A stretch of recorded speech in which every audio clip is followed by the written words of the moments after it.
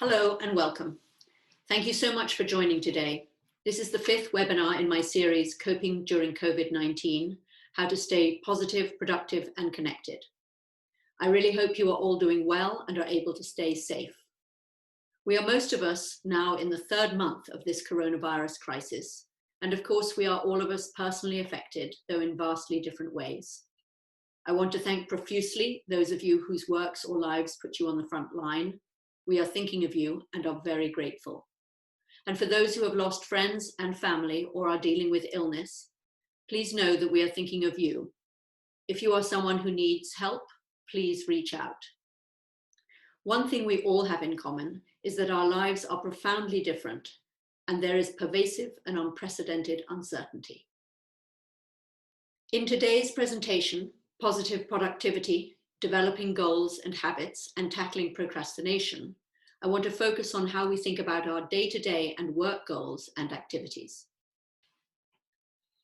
I want to begin by asking the question, what is positive productivity? First, you need to decide what kind of productivity you want or need. There will be productivity required of you at work, maybe defined by others, maybe by yourself. And there will be personal productivity, which can be anything from the necessary, like household or family chores, to additional projects and activities you want to complete or just enjoy, like bread baking. Next, you need to assess the time you have available so that you are not wildly over or underestimating what you can get done. Remember, it's important to avoid competitive productivity, especially as we're spending more time on social media. It's easy to get derailed when you see the accomplishments of others and you think you should be doing something just because others are doing it. Instead, I would encourage you to follow these tools and strategies that I'm going to outline to identify your own interests and goals and to stick with those. Pro tip, be careful that you don't overpromise, either to yourself or to others. Be as realistic as you can. And the aim, remember that the aim of this is to find and underscore meaning so that your productivity will feel purposeful and not empty. To do that, we turn to goals. How should we think about our goals? One of the most helpful ways to think about our goals is first to find purpose and meaning, i.e., we need to connect them to our deeper values and plans for ourselves. And second, to ensure we maintain a balance. The balance we are looking for to avoid burnout or an overly lopsided focus is between work, social, and self. I recommend you create separate lists for each and be sure to select at least one from each that you want to focus on. Sometimes the kind of work or family life we have makes that difficult. In that case, I'd suggest making an effort to rotate or toggle between goals in the different areas of your life. Pro tip, be really imaginative and expansive as you brainstorm your goals. Everything is possible. But be really practical and specific as you select your priorities. So I want to talk about how we look at goals. And there are various different ways that you can look at and develop goals. One way is to look in a temporal sense, that you look at both the short term and the long term. And I think one of the methods that are really successful is you look at and develop your short-term goals. You look at and develop a medium term and then out to a long term. And then in your planning of the goals and productivity that you're looking to put in place over a week, over the next month, over the next few months, you pick something that will be from your short-term goals, but also your long-term goals. So let's look at how you might build that. I tend to like to draw it out in these boxes. And so I first do 1-year goals, and I've just thrown in things that people, when I worked with them, have thrown out as their short-term goals. So it could be go to the theatre more, it could be change where you're living, it could be just to be tidier. They can be very general and they can be very specific. Increase your social life, look into an MBA or any other master's program, secure a promotion. It can be really small, it could be really large, but it's everything that you'd want to get done in the next year.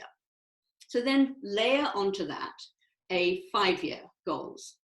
You can change the timing. You can do 6 months for the first, you can do 2 or 3 years for the second, but find what you think is right for you. So in here, I've got, completing the master's, dating somebody seriously, volunteer for a cultural organization, move to San Francisco, learn Spanish, have a dog. It could be any of those things, as I say, big or small, but throw them all down in the general time frame that you think they may be available to you, and what would be a goal. And then I want you to have lifetime goals. Look at, just project 10 years forward, project 30 years forward, project yourself to the person at the end of your life, looking back on your life.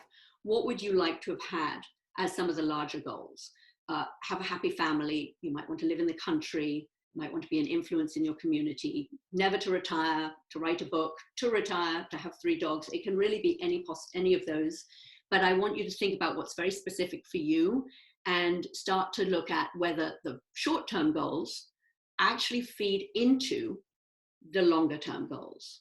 And this is why I put these arrows here, because I want you to just look, once you've thrown everything down, to look a little critically at it and think, well, what I'm doing right now for the short term, does that feed into the longer term? Because if you feel there's a mismatch, I want you to either review your goals, and maybe you'll be changing some of them, or just try and align some of your shorter terms so that they will fit under the rubric of your longer term goals. Another way to look at goals is using the acronym of the SMART goals. The aim of this is to create reasonable goals and goal expectations. And the other aim of the SMART goals is to be able to track your progress, so that you can actually tell whether you're making any progress towards your goals, and you don't get that sort of sense of, well, I'm always struggling, I'm spinning my wheels, but I'm not actually getting there. When you create the SMART goals, you end up being able to peg them against certain requirements that you've set for yourself and really see whether you've been able to make progress. So the acronym is S for specific.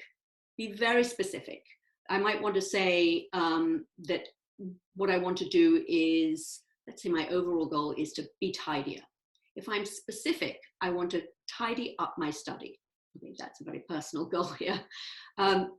The M is for measurable, and that is that I'm going to have a specific set of objectives under the goal of tidying the study. So I want to have all my piles of books and papers marked and in order.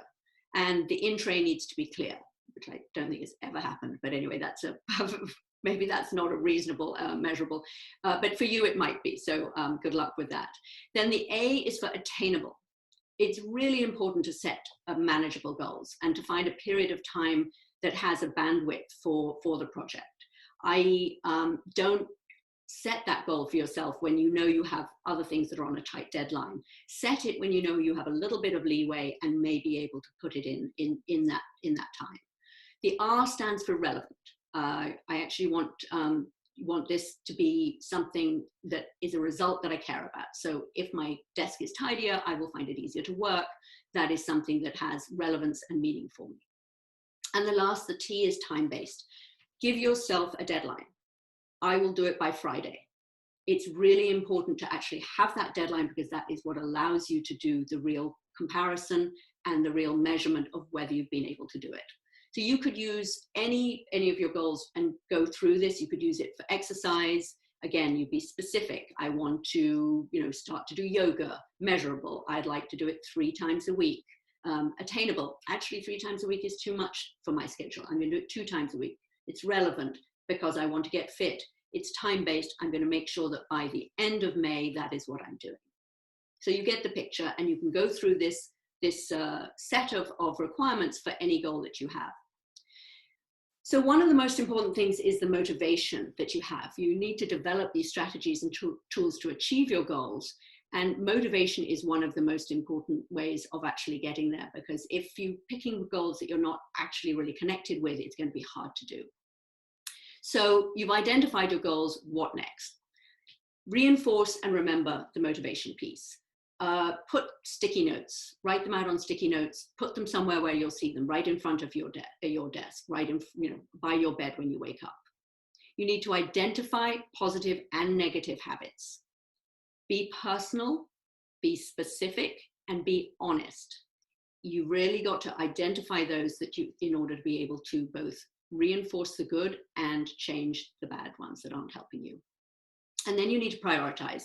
It's impossible to do everything that's going to be on your list, but it's been shown in studies that if you can pick just one or two goals or habits to focus on, it can lead to a cumulative effect that then makes it easier to change the other things afterwards.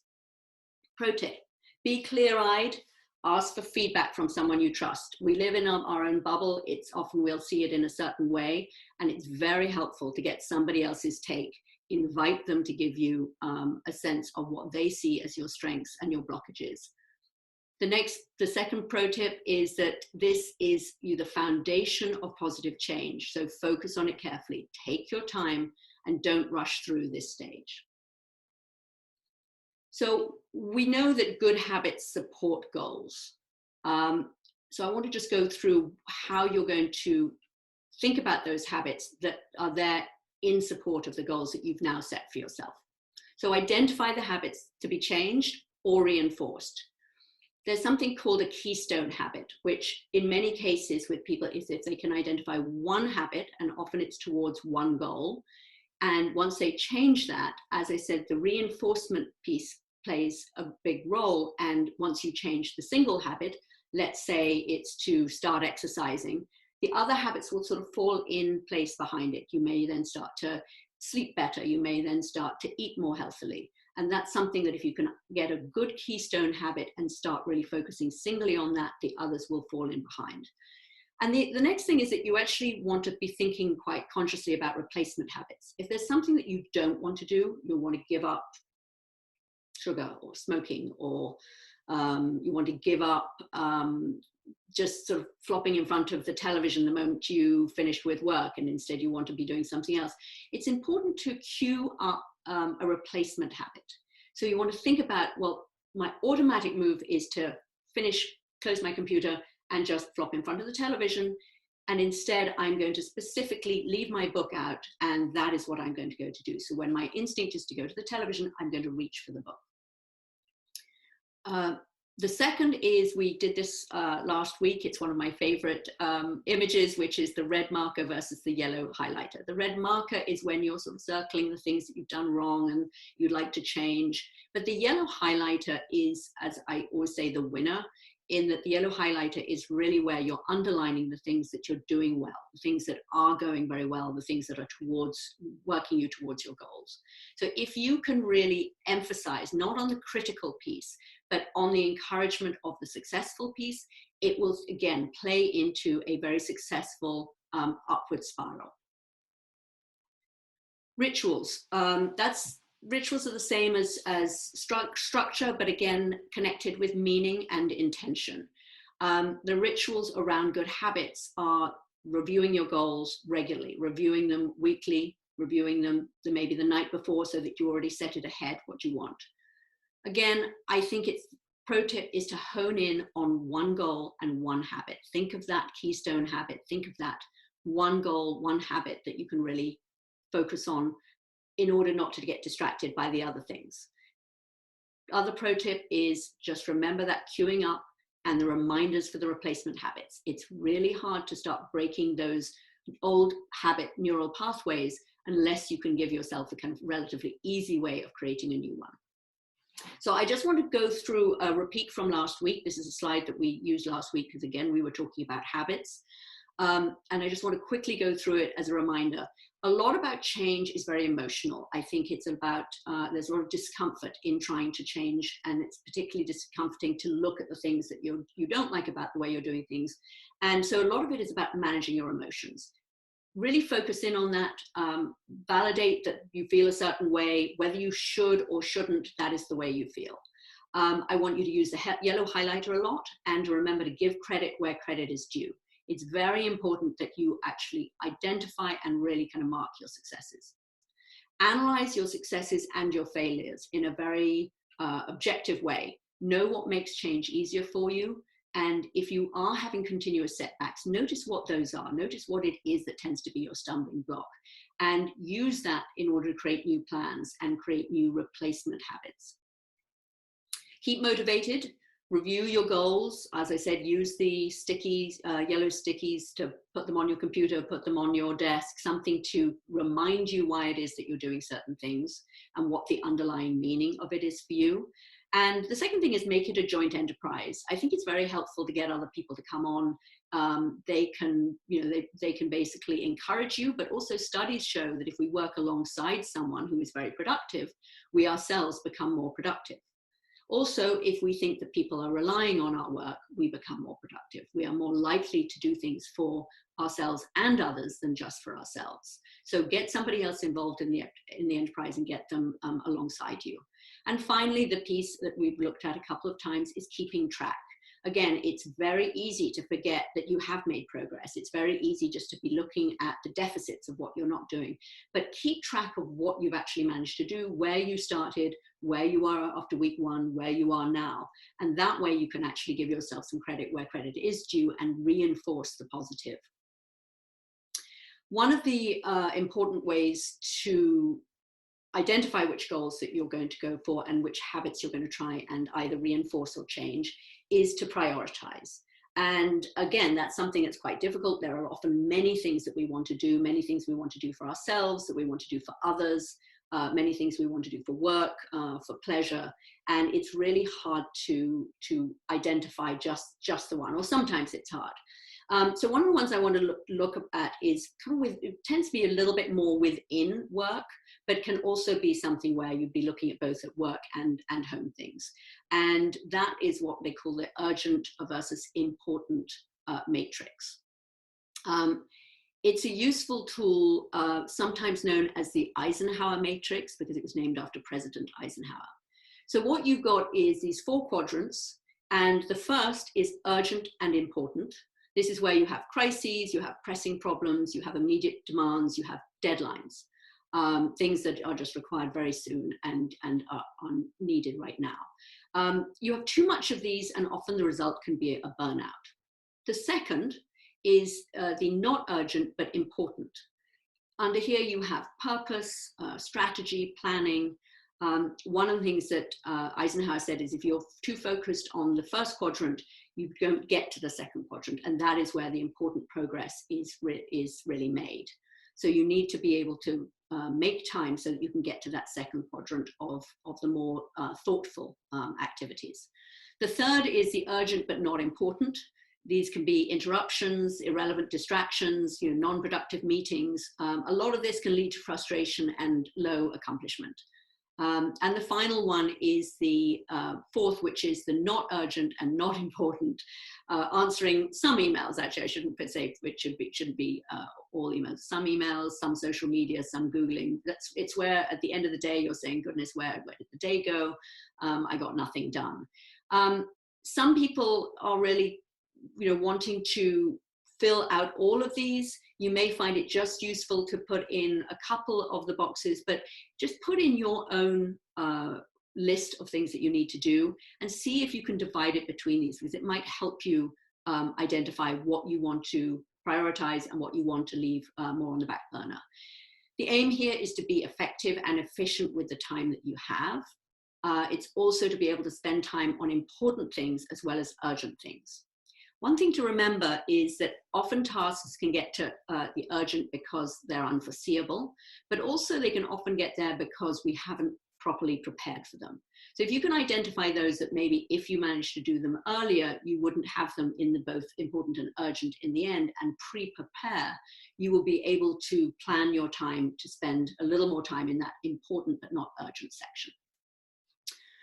So I think this is something that a lot of people have talked to me about and said that, and it's something that I definitely struggle with. And I think the first thing we want to say is everyone does it. There isn't a single person that doesn't procrastinate in some way or other, or I challenge you to find me that person.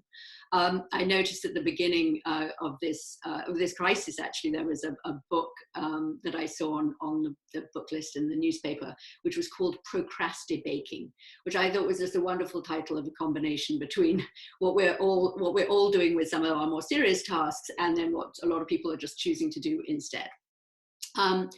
I think that procrastination is often, its causes are often misconstrued. And so I really want to put out there that it is very often, and mostly I'd say, not just laziness. It's not just poor time management. It's a great deal more about procrastination is about us trying to avoid uncomfortable emotions. Often it will be because we have specific blocks.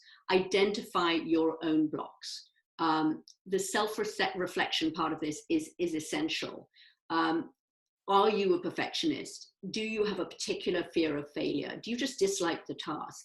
Identify why it is that it makes it so difficult for you to get to that project or get to that activity, and really try and focus in on what it is and manage the emotions around it, and realize that, you know, if you can actually get towards it, you can move beyond, and instead of this loop that you get into by procrastination and by avoiding the emotion, you actually build it up and make it worse. I think we've all experienced that cycle.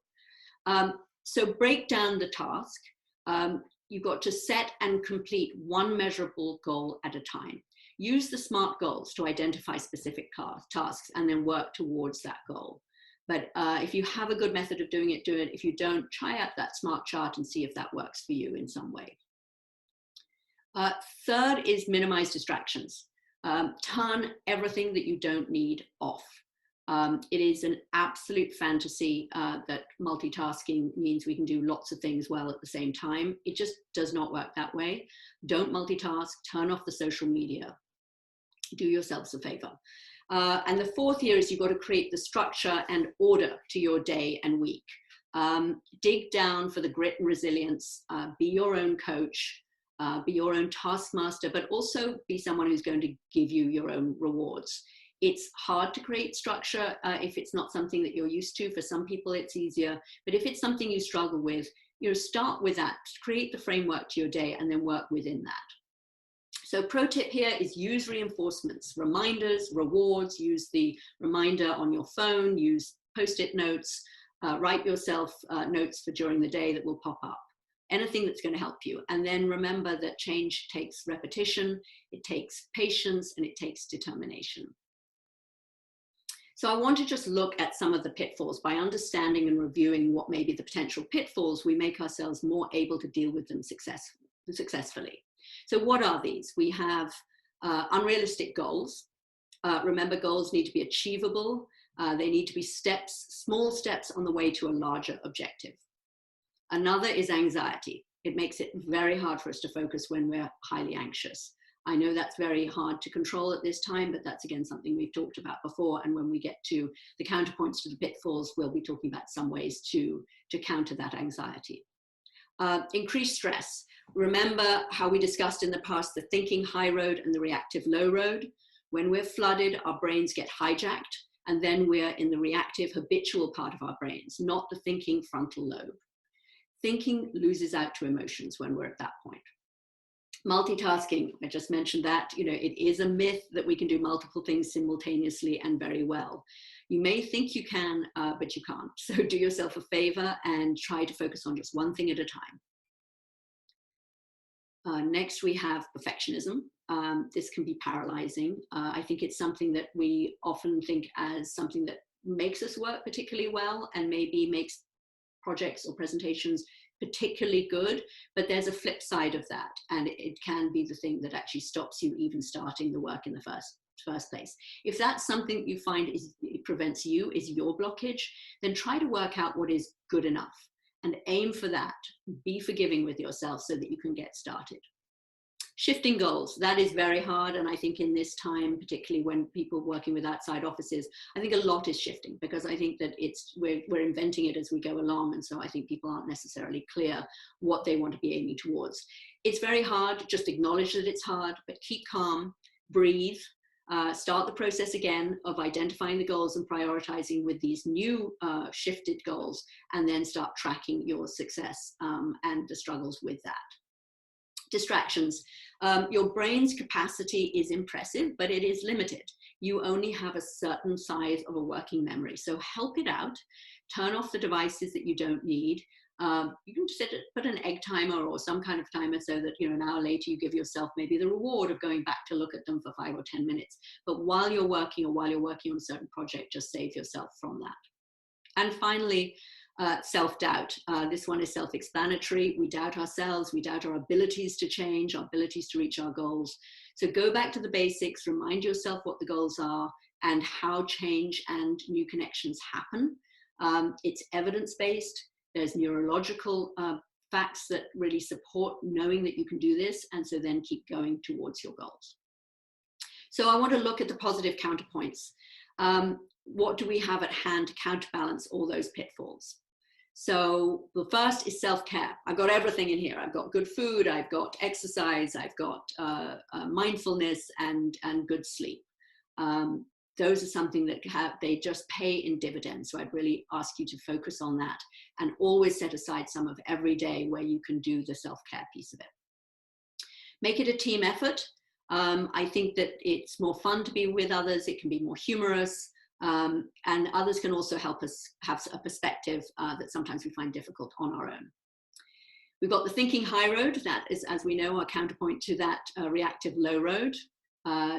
Calm it down, take time out, deep breathing, mindfulness, all of those will help keep you in the thinking high road. Remember the neural pathway reinforcement. Changing habits is hard to start with, but it gets easier. So once you're taking charge, your wiring is your friend and is going to really support you in helping make these changes. The work-life balance, again, it's about perspective, it's about doing some of everything, a little bit of everything, reminding yourself of all the aspects of your life that need time and attention and nurturing. Take breaks and sort of check in whether it's time to make a switch to another aspect. Managing expectations is a big one. We talked about this at the beginning. I think very often we assume others see things as we do. Try not to assume this and instead communicate what you see and expect. This keeps the expectations and realities a little closer in sync. Limit the news. I've stressed this one before. It really helps managing the anxiety. It helps managing the stress and the distractions. And it helps with time management all in one go. So this is a real kind of win-win. I'm not saying that you don't keep informed. Keep yourself informed, but limit the time you spend on it. Carefully choose your sources and schedule it so that it's at a specific time, so it doesn't intrude on your work time and the time when you actually want to set aside and do other things. Create structure for yourself. Order is our friend. It is the framework around which all the goals and the efforts can then flourish. Try not to be too rigid with them, but also try not to be too lax. Again, we're going for the golden mean here, somewhere between the two extremes. And lastly, I have here is the underscoring success. This reinforces and reminds us of our progress. It reminds us of the positive. And as we discussed in previous weeks, you know, our brains, if we're looking for the negative, we see more negative. If we're looking for the positive, we see more positive. So our brains respond very favorably to this, and it makes it easier to next time round to go to the task that you've been working at. So make sure you make time to stop. Congratulate yourself on your successes, even the small ones, because small successes beget more small successes, which lead to greater ones and to eventually achieving your goals and increasing your productivity. Now that we have looked at some tools and strategies that support positive productivity, let's recap what I hope will be some of your takeaways. First, slow down and breathe. Remember, this keeps you in the thinking part of your brain. Second, personalize the process, your goals and your strengths. Do not crowdsource this. Feel free to get input, but remember that this is very individualized. Third, you need structure. You need to partialize your goals and the habits that support your goals, and you need to prioritize. Help yourself here and be disciplined. Fourth, take one step at a time and underscore the positive. Remember the yellow highlighter. Then repeat. We are aiming for slow, steady, and repetitive. This often sounds like the opposite of everything our lives used to be and something that we would intentionally avoid. But paradoxically, it is what we would do well to lean into and embrace, and is mirrored in the lives of many who are staying at home these days. And fifth, there are studies that show that on average, 40% of our day is made up of habitual behavior rather than conscious action. Remember that by making your actions conscious, you are beginning to control the process. And finally, where I always end up, Every day is a new day and a new opportunity to do things differently and better. Thank you for listening. I am recording and posting my other webinars, so if you like this presentation, please go to my YouTube channel under Ariadne Platero, where I will be uploading the others. You can also follow me or contact me on Instagram at Ariadne_Platero. Thank you again for joining. Keep safe and be well.